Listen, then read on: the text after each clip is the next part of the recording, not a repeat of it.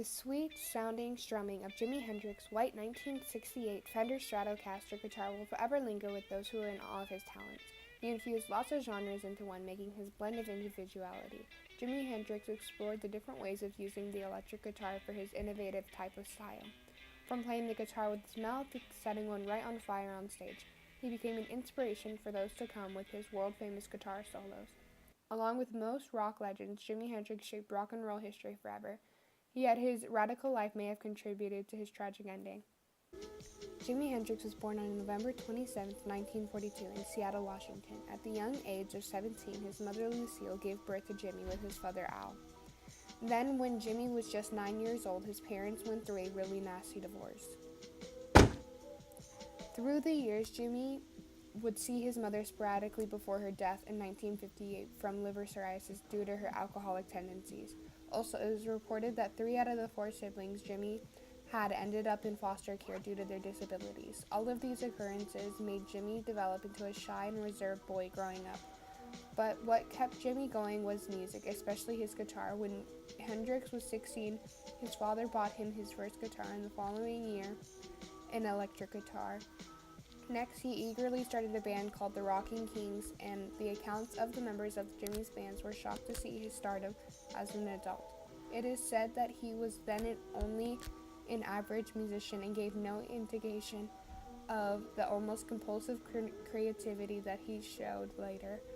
But Jimi proved them wrong with his repetition of being known as an amazing performer. Hendrix's time as a rock legend didn't start until 1966 when he moved to London and joined forces with Noel Redding as bass and Mitch Mitchell with drums to form the Jimi Hendrix Experience. It is stated that in his lifetime, Jimi Hendrix was inducted in the U.S. Rock and Roll Hall of Fame in 1992 and the U.K. Music Hall of Fame in 2005.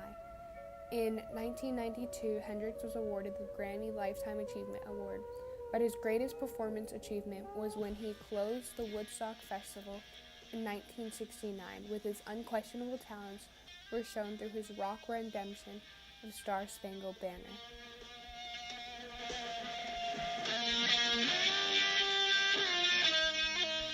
Though, like every hero, they have a downfall, especially the rock heroes. Allegations for his drug use claimed that on a number of occasions he smoked some of the devil's grass, then to get groovy he dropped some acid. He even admitted to snorting coke, but then he said he had outgrown drugs, at least until his death. On September 18, 1970, Jimi Hendrix was found to be dead at 27 years old in London. Police were released that it was a drug overdose. He took not 1, not 2, not even 3, but 9 sleeping pills and therefore died of suffocation through vomit. The details of his death can be seen as very sketchy, especially with the theory of his death being a suicide.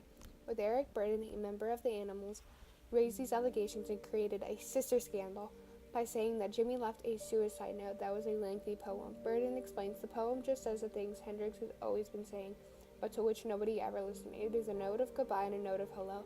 I don't think Jimi committed suicide in a conventional way. Burden was trying to justify suicide as a peaceful way to die for Jimi, though Hendrix's personal manager claps back at the allegations by saying, I've been going through a whole stack of poems, papers, and songs that Jimi had written, and I could show you 20 of them could be interpreted as a suicide note. Hendrix's death can't be viewed with a black and white lens, with all the allegations clouding it. Who knows what Hendrix's intentions were when he took those 9 sleeping pills. What we do know is that he used drugs as an escape, since it came in his package deal with fame and even growing up. If he continued on this derailment, it would of course lead to his demise, and Jimi knew this, and he even stated, I'm the one that's got to die when it's time for me to die, so let me live the life I want to. This mentality led to his tragic ending.